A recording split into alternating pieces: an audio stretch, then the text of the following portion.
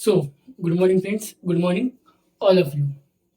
सो आज हम देखते हैं स्वर संधि। सबसे पहली संधि स्वर संधि का पहला टाइप दैट इज दीर्घ संधि। आज हम देखेंगे स्वर संधि का फर्स्ट और सेकंड टाइप, दीर्घ संधि और गुण संधि। ठीक है, सबसे पहले देखेंगे हम दीर्घ संधि, फिर बाद में हम देखेंगे गुण संधि। ठीक है, तो सबसे हम देखते हैं अभी हमारा पहला स्वर संधि का पहला टाइप दीर्घ संधि। ओके,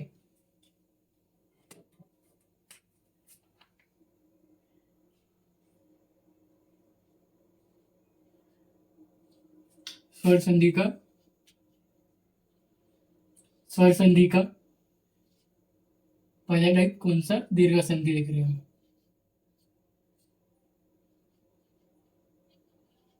दीर्घ संधि क्रम लिखा था। स्वर संधि मतलब क्या? उसी का पहला टाइप दीर्घ संधि। ओके, सो अब ये दीर्घ संधि मतलब क्या? अभी दीर्घ संधि मतलब क्या, तो इसलिए इन्होंने सूत्र भी दिया है।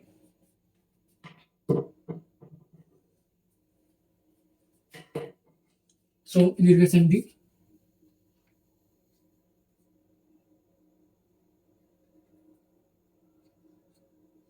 फर्स्ट दीर्घ संधि।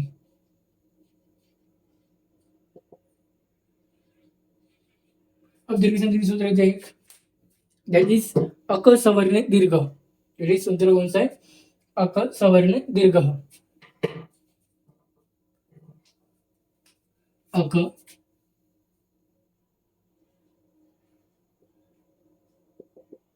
सूत्र कौन सा है? अकः सवर्णे दीर्घ। अक सवर्णे दीर्घ, ये है हमारा दीर्घ संधि का सूत्र, अक सवर्णे दीर्घ। अभी सूत्र की मीनिंग क्या बोला है? देखिए, जब अक प्रत्याहार के बाद, जब अकह प्रत्याहार के बाद, जब अकह प्रत्याहार के बाद सवर्ण आए, सवर्ण आए तो उनका या उन वर्णों का या उन वर्णों का दीर्घ आदेश हो जाता है। ठीक है, जब अक प्रत्याहार के बाद सवर्ण आए तो उनका दीर्घ आदेश हो जाता है। सो अब देखो, अक प्रत्याहार आपको अभी एक टेबल बनाना पड़ेगा जिससे आपको समझ आ जाएगा कि मैंने ये लिखा क्या अक प्रत्याहार के बाद। ओके, सो लिखिए अकः प्लस सवर्ण इक्वल्स टू दीर्घ संधि। ठीक है, अब अकह, अकह में आते हैं, अकह प्रत्यय में आते हैं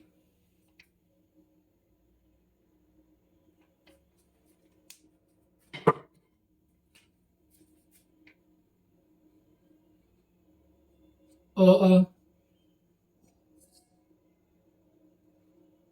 ई ओ रो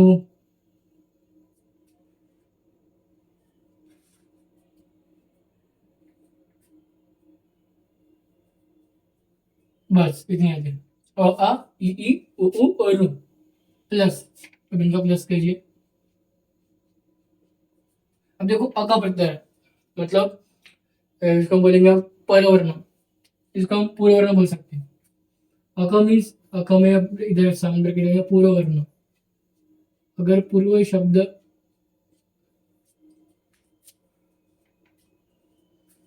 के बाद, पूर्व वर्ण के बाद अगर सवर्ण दिखे, अब पूर्व वर्ण के बाद मतलब जब कोई शब्द का विग्रह हो चुका है पूर्व वर्ण में, आपको पूर्व वर्ण का आखिरी वर्ण ओ आ, ओ या तो आ दिखेगा। उसके बाद सवर्ण मतलब परवर्ण, पूर्व वर्ण और परवर्ण, पर उससे बाद के वर्ण का जो पहला वर्ण होगा, अगर आपको उसमें सवर्ण दिखते हैं तो वो दीर्घ संधि हो जाएगा। कैसे, देखिए अब सवर्ण कौन कौन से, सेम सवर्ण भी वही है, सवर्ण और कुछ नहीं, वर्ण ही सवर्ण है, ठीक है।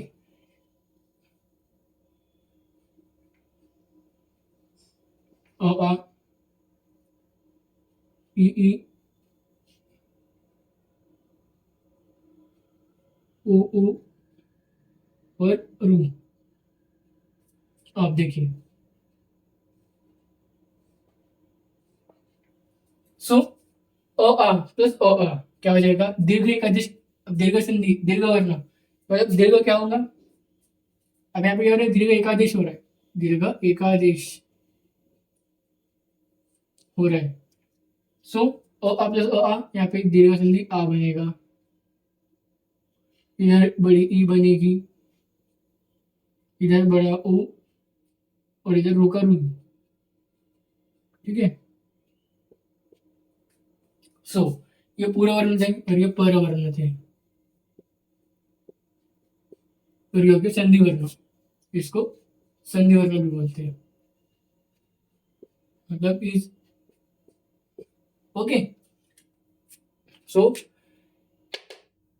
समझा, जब अक प्रत्याहार प्लस सवर्ण प्रत्याहार मतलब अक प्रत्याहार के बाद सवर्ण आए तो उनका या उन वर्णों का दीर्घ आदेश हो जाता है। अ आ प्लस अ आ आपको दिखे, अगर आपको उदाहरण में परवर्ण पूर्व वर्ण उदाहरण पूर्व वर्ण के आखिरी वर्ण में अ आ में से ओ या आ दिखे, और दूसरे परवर्ण में से परवर्ण में सवर्ण, परवर्ण में जो सवर्ण में आपको पहला वर्ण ओ या आ दिखे या ई या बड़ी ई दिखे, तो ओ या आ के बाद अगर ओ आ ई दिख रहा है आपको तो वो आ हो जाएगा, ठीक है। अगर ई के बाद आपको ई ई दिख रहा है तो ई हो जाएंगी, ऊ के बाद ऊ ही दिख रहा है तो ऊ हो जाएगा, रू के बाद रू दिख रहा है तो रू हो जाएगा, ठीक है।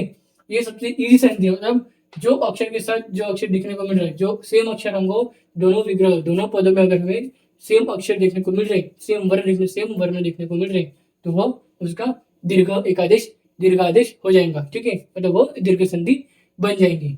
अब कैसे बनी दीर्घ संधि, वो हम देखते हैं, उदाहरण देखते हैं, हम इनके अब देखते हैं उदाहरण कि कैसे बनती दीर्घ संधि।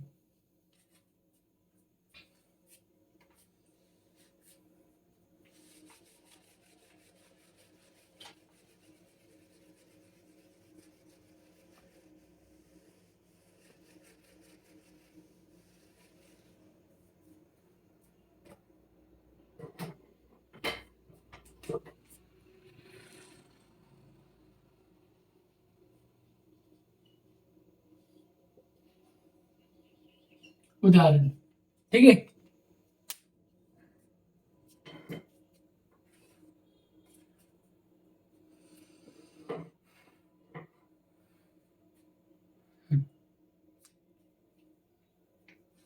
पहले उदाहरण,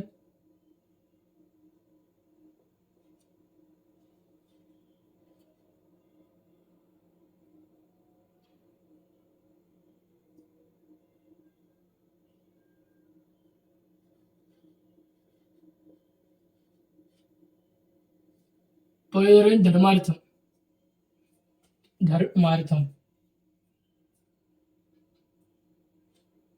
धर्मार्थम, पहले उदाहरण धर्मार्थम। अब अब देखिए, अब मैंने ये उदाहरण आपको कहीं को ऐसा लिखा है, ये उदाहरण मैंने ऐसे क्यों लिखा है बताता हूँ। अब देखो, पहले अभी मैं आपको कल बताया था कि मैं आपको बताऊंगा कि विग्रह कौन से वर्ण से किया जाता है, कभी भी विग्रह कौन से वर्ण से शुरू करना पड़ता है। ये तो मैं विग्रह करने के लिए ही, विग्रह कहाँ शुरू करना पड़ता है उसके लिए मैंने ऐसा उदाहरण बता, लेकिन वरना ऐसा उदाहरण दीर्घ संधि का मतलब बताने के लिए तो मुझे ऐसा बताने के लिए थे उदाहरण, लेकिन ये मैंने आपको बता दिया है, तो ठीक है। तो अब मैं आपको बताता हूँ कि विग्रह कहाँ से करना पड़ता है। देखिए, अगर तो क्या बोले विग्रह करने के लिए, अब देखो,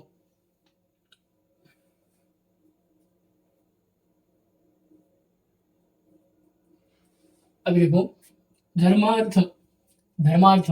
ठीक है, अब आपको धर्मार्थ को तोड़ के लिखने का है दो वर्गों में। सबसे पहले करने का कि धर्मार्थ दो वर्गों में, दो पदों में टूट रहा है क्या नहीं, वो हमें लिखना पड़ेगा। धर्मार्थ दो पदों में टूट रहा है क्या नहीं, टूट रहा है क्या धर्मार्थ? देखिए आप भी करके देखिए कि हाँ धर्मार्थ टूट रहा है, धर्म प्लस अर्थ में टूट रहा है। धर्मार्थ हमें संधि विच्छेद हो रहा है। यहाँ पे देखो दो, अगर कोई एक पद दो पदों में अलग हो रहा है तो उसे ही संधि विच्छेद कहते हैं। ठीक है, अगर कोई दो पद, अभी इसमें दो पद है क्या? हाँ है, धर्म प्लस अर्थ, इसमें दो पद है तो ये अलग हो सकते हैं।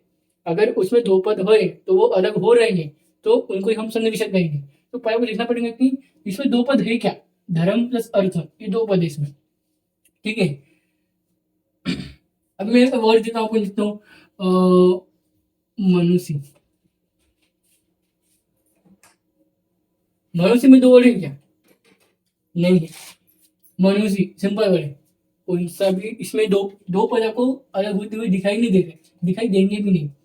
ठीक है, तो मनुष्य में कोई दो पद, मतलब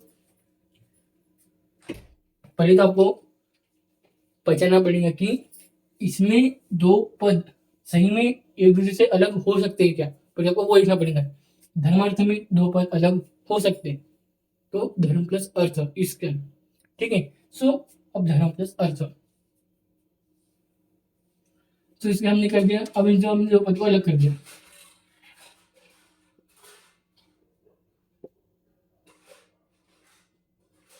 प्लस अर्थ। ठीक है, अब देखिए पहले आपको क्या पहले मैंने क्या बताया कि आपको उस पद को, उस शब्द को देखना है कि वो शब्द या उस पद में दो पद अलग हो रहे हैं क्या, ये पहली बात आपको देखने का। सुन वो वर्ड को जान देखने के बाद फिर लिखने का है कि अब वो वर्ण कि कौन से वर्ण से मिलकर बन रहा है। तो देखो सबसे प्रथम तो क्या लिखना है कि वो पद में वो पद में दो पद अलग हो रहे हैं क्या, तो अलग हो रहे हैं तो कौन से वर्ण के साथ मिलकर बाद में बनेंगे, वो कौन से वर्ण के साथ मिलकर बनेंगे या कौन से वर्ण के साथ मिलकर वो अलग हो रहे हैं। आपको ये देखने का कि आपको वो पद अलग हो रहे हैं क्या, दो वर्ड में अलग, दो डिवाइडेशन हो रहे हैं उन पदों का। फिर देखने का कि आपको उन पदों में जो वर्ण आ रहे हैं वो कौन से वर्ण के साथ अलग हो रहे हैं, कौन सा जो वर्ण है जिसके कारण वो अलग हो रहे हैं। जैसे धर्म प्लस अर्थ, तो धर्म और अर्थ, यहाँ पे अ एक वर्ण आ गया है, यहाँ पे धर्म प्लस अर्थ यहाँ पे धर्म और अर्थ, यहाँ पे अ एक वर्ण आ गया जिसके कारण ये दो पद अलग हो रहे हैं। ठीक है, अब इनको जोड़ने वाला भी वही रहेगा। देखिए यहाँ पे दिख रहा है आपको और यहाँ पे दिख रहा है आपको अ। अगर अ प्लस अ है तो क्या हो जाएगा दीर्घ संधि में आ, तो धर्मार्थ क्या बनेगा, तो फिर क्या बनने वाला है, धर्मार्थ बनेगा। बन गया। तो ये था आपका संधि विग्रह। इस तरह हमें संधि विग्रह को करना पड़ता है। हर एक पद में से हम देखना पड़ता है कि वो अलग हो रहे हैं क्या नहीं। अलग हो रहे हैं तो कौन से एक वर्ण के कारण वो अलग हो रहे हैं और कौन से एक वर्ण के कारण वो जुड़ेंगे। एक वर्ण के कारण वो अलग होते और एक वर्ण के कारण जुड़ते भी हैं। जैसे यहाँ पे देखो एक वर्ण के कारण अलग हो गए तो एक वर्ण के कारण वो जुड़ भी गए। ठीक है, तो इस तरह आपको संधि विग्रह करना आना चाहिए। ठीक है, अब हम देखते हैं दूसरा उदाहरण दीर्घ संधि का। हिमालय,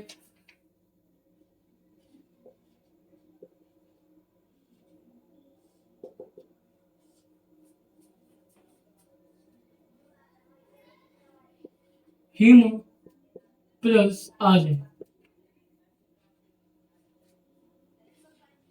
क्या बनेगा, हिमालय।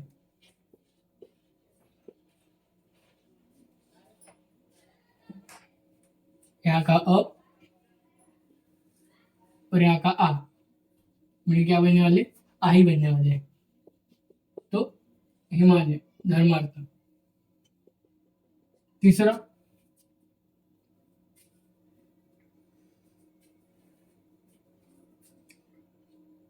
विद्या प्लस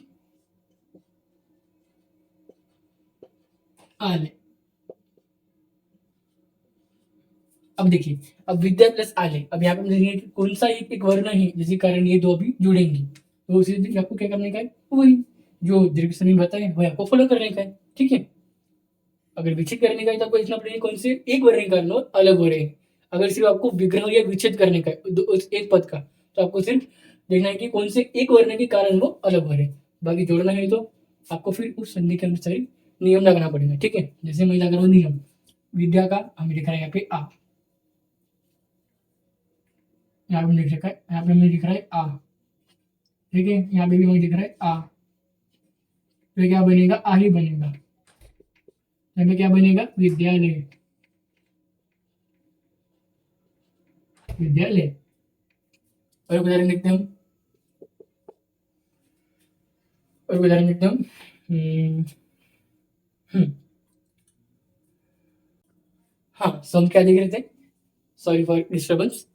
सो हम देख रहे थे विद्यालय, विद्या प्लस आगे, विद्या में लिखा आ, यहाँ आ में लिखा में आले, आ में लिखा में आ।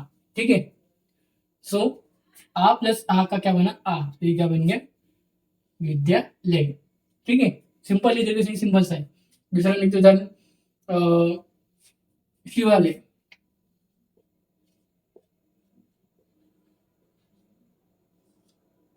शिवालय। शिवालय का विषय कैसा होगा, शिव प्लस आलय, यहाँ का अ और यहाँ का आ, क्या बनेगा, आ, तो ये बन गया हमारा आ, ये बन गया हमारा शिवालय। पांचवा उदाहरण लिखते हैं हम, that is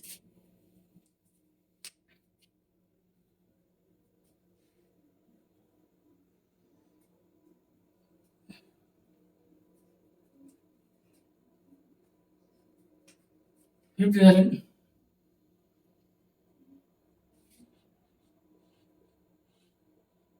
Giri plus Isha. इसे ऐसा आएगा, इसका देखो, इसका देखो, ई प्लस ई, ई प्लस ई, सो क्या बनेगा, ई बनेगा, बड़ी ई बनेगा, तो गिरीश।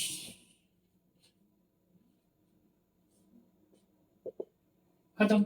ऐसे उदाहरण आपको एग्जाम में देखने को मिलेंगे यूनिवर्सिटी के। यूनिवर्सिटी के एग्जाम कैसे पूछेगा, यूनिवर्सिटी एग्जाम में कि डायरेक्ट बनेगा एक वर्ड, जैसे दे दिया समझो, धर्मार्थ दे दिया, तो आपको उसका विग्रह करना पड़ेगा, वो कौन सी संधि में आता है, कौन से संधि के टाइप में आता है, फिर वो कौन से संधि के टाइप का सब टाइप है, और उसका सूत्र।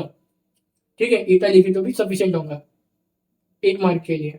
2 मार्क की जगह तो उतना लिखना पड़ेगा, उसके साथ आपको सूत्र का एक्सप्लेनेशन दिखाना पड़ेगा। अगर 2 मार्क के लिए, अगर 2 मार्क में ऐसे वर्ड पूछा जाता है तो, जैसे ऐसे 2 मार्क में ऐसे पूछे जाते हैं, लेकिन बहुत कम ऐसे क्वेश्चन 2 मार्क में आते हैं, 2 मार्क वाले इसमें आते हैं, मतलब LAQ में। ऐसे क्यों में तो कंफर्म है कि आपको 5 संधि, मतलब पूरी संधि में 5 क्वेश्चन आपको पूछना चाहिए, पूरी संधि में 5 क्वेश्चन ऐसे क्यों, एक ऐसे क्यों आपके लिए कंफर्म है संधि का, संधि के ऊपर। ठीक है, तो क्वेश्चन किस तरह पूछे जाते हैं, कह देते आपको वर्ग देते हैं धर्मार्थ, या तो आपको विग्रह देते हैं। जैसे आपको विग्रह दे दिया गिरी प्लस ईश, तो आपको इसका, इस विग्रह को जोड़ने का है, फिर कौन से संधि में आता है, कौन से संधि के सब टाइप में आता है, उसका सूत्र लिखना पड़ेगा। ये अच्छे मार्क है किसी को जिसको फुल मार्क चाहिए, उसके लिए बता रहा हूँ। ठीक है, बाकी तो आप सिर्फ संधि का नाम देता आपको मार्क मिल ही जाते हैं। ठीक है, सो ये हमारा दीर्घ संधि। अब हम देखेंगे गौण संधि। कितने ही सर, दीर्घ संधि का, दीर्घ संधि कितना हिस्सा है, अब हम देखेंगे गौण संधि। ठीक है,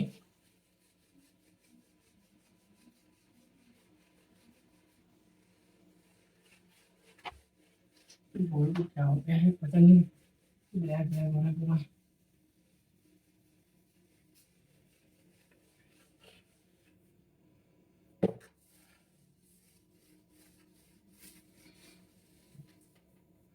ठीक है,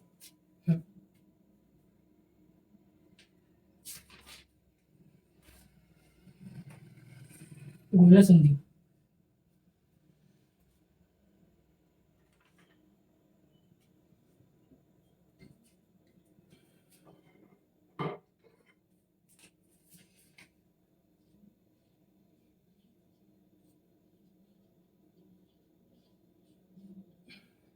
गौण संधि,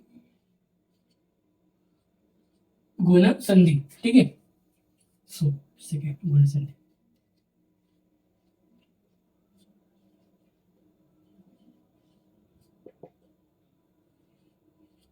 सेकेंड है हमारा गुण संधि।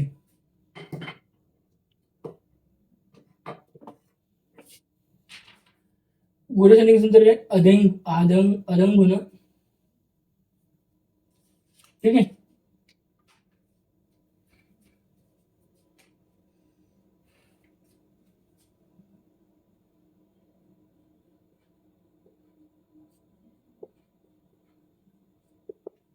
आद गुणम, इसका सूत्र हो गया।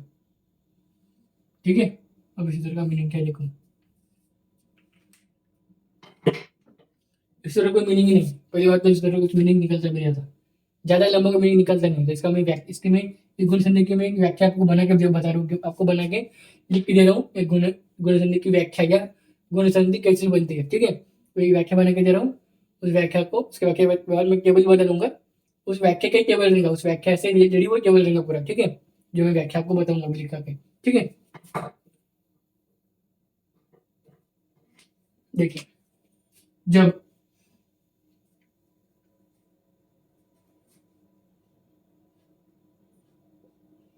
जब पूर्व वर्ण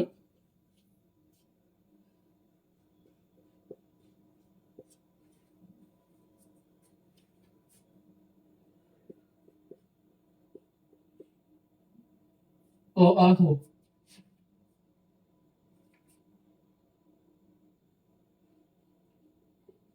और परवर्ण, ये मैं अपनी सिंपल लैंग्वेज में, खुद की लैंग्वेज में आपको लिख के दे रहा हूँ। ठीक है, या मेरी ये कौन सी बुक मिलेगा नहीं आपको, ये ऐसे लिख के आपको कौन सी बुक में मिलने वाला ही नहीं। ठीक है, ये पूरे वर्ण अ आ के बाद के बाद परवर्ण, परवर्ण ई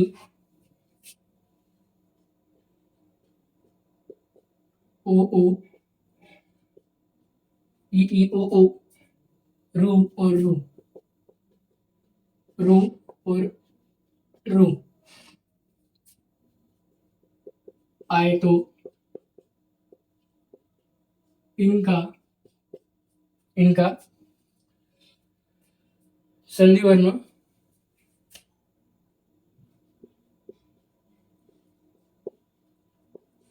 इनका संधि वर्ण ए ओ अर अल होता है। ए ओ अर अल हो जाता है। ठीक है, तो अभी एक टेबल बनाऊंगा आपको, टेबल से आपको और क्लियर हो जाएगा। ठीक है, पूर्व वर्ण प्लस परवर्ण इज इक्वल टू गुण संधि या संधि वर्ण। ठीक है, सो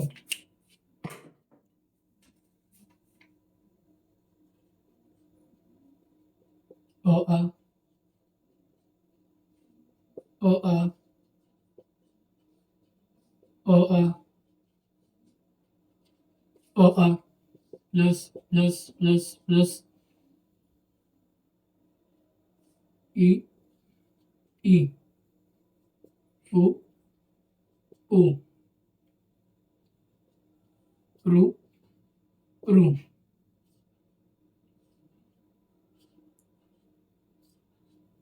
तो क्या होगा? ए ओ अर अल।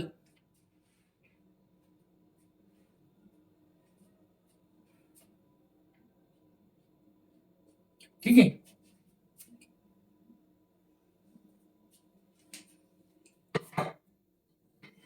अगर पूरा वर्ण अ आ है और परवर्ण ई है, या पूरा वर्ण अ है, या पूरा वर्ण ई है, या पूरा वर्ण आ है, और पूरा वर्ण ई है, तो क्या हो जाएगा? ई हो जाएगा।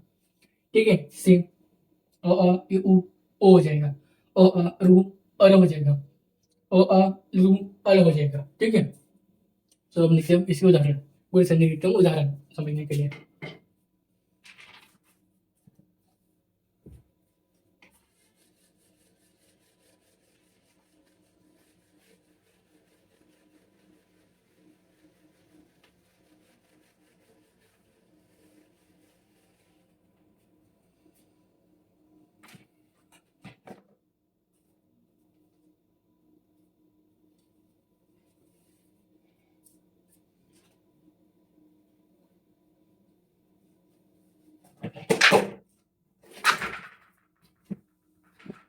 हम्म,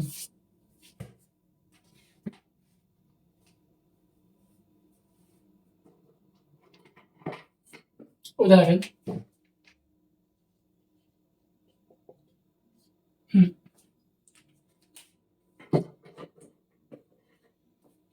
और उदाहरण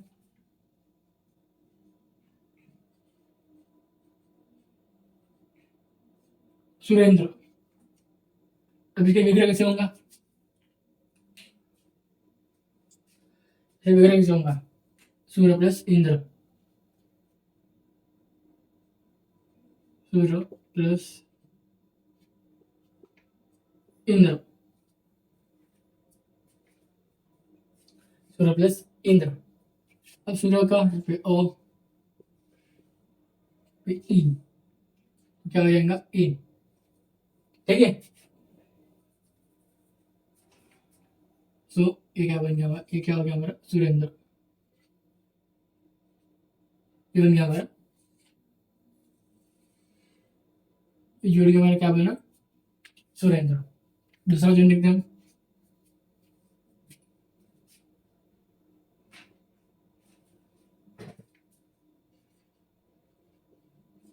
महा प्लस ईश्वर, महा प्लस ईश्वर। अब महा प्लस ईश्वर, महा आ प्लस यहाँ का ई, तो क्या बनेगा? ए बनेगा, इट इज महेश्वर। ये क्या बना? That is Maheshwar. ओके, सो महा प्लस ईश्वर महेश्वर, महा प्लस ईश्वर महेश्वर बना। ठीक है, तीसरा हम देखते हैं।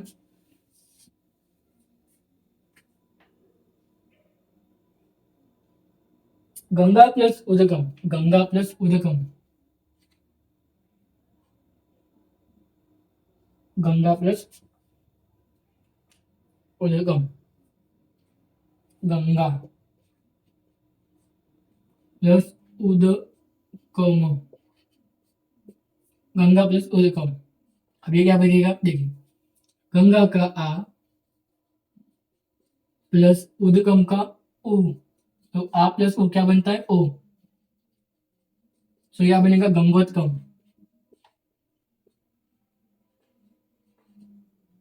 गंगोत्कम। ये क्या बना हमारा? गंगोत्कम। और एक उदाहरण देखते हैं हम, दैट इज उदाहरण देव प्लस ऋषि, देव प्लस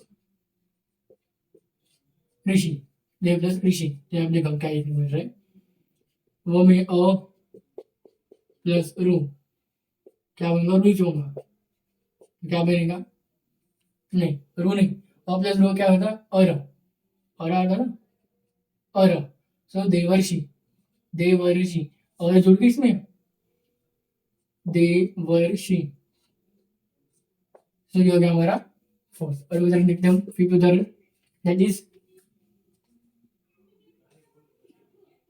पहले हम देखते हैं रमा प्लस इष्ट, रमा प्लस इष्ट, रमा प्लस इष्ट। अब रमा प्लस इष्ट, अब रमा इष्ट क्या होगा? इसमें होगा आ, इसका होगा आ प्लस ई, आ प्लस ई का क्या था? ए। आ प्लस ई का ए, रमिष्ट।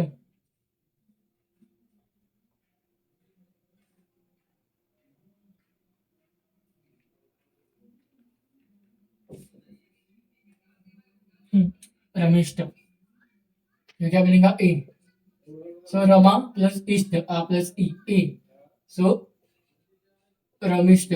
ओके, ये बन गया हमारे 5 उदाहरण गुण संधि के। इस उदाहरण काफी आपको समझने के लिए, सिर्फ इस तरह के उदाहरण आपको यूनिवर्सिटी एग्जाम में आपको पूछे जाएंगे इस तरीके से उदाहरण आपको पूछे जाएंगे, या तो विग्रह पूछेंगे, या तो विग्रह देखेंगे, या तो सीधा वर्ड देख करेंगे आपको उसका। अगर वर्ड देख करेंगे तो विग्रह करना पड़ेगा, अगर विग्रह देख करेंगे तो वर्ड बनाना पड़ेगा। ठीक है, सो आपको बस गुण संधि का वो टेबल जो मैं मतलब बना के देता हूँ, सरसंधि में मैंने बना के दिया है, दीर्घ में बना के दिया और गुण में बना के दिया वो टेबल जैसा। तो आपको बस वही आपको याद होना चाहिए, बराबर प्रॉपर एकदम प्रॉपर आपको अगर वो याद है तो आप फिर गुण संधि दीर्घ संधि कोई से भी क्वेश्चन आप उसका आंसर बना लोगे आराम से, ठीक है। सो यहाँ अब यहाँ ये लेक्चर हम यहीं पर रखते हैं। अब ये लेक्चर हम यहीं पर रखते हैं। कल हम देखेंगे इसके बाद की संधि। कल हम देखते हैं कौन सी संधि देखेंगे हम। कल देखेंगे हम वृद्धि संधि, ठीक है। कल वृद्धि संधि और यौन संधि, कल 2 संधि और देखेंगे हम, वृद्धि संधि और यौन संधि। कल देखेंगे वृद्धि संधि और यौन संधि। आज हम देखा दीर्घ संधि और गुण संधि। कल देखेंगे वृद्धि संधि और यौन संधि। तो आज लेक्चर हम यहीं पे रोकते हैं। लेक्चर को एंड करने से पहले आपको बताना चाहता हूँ 2 चीजें।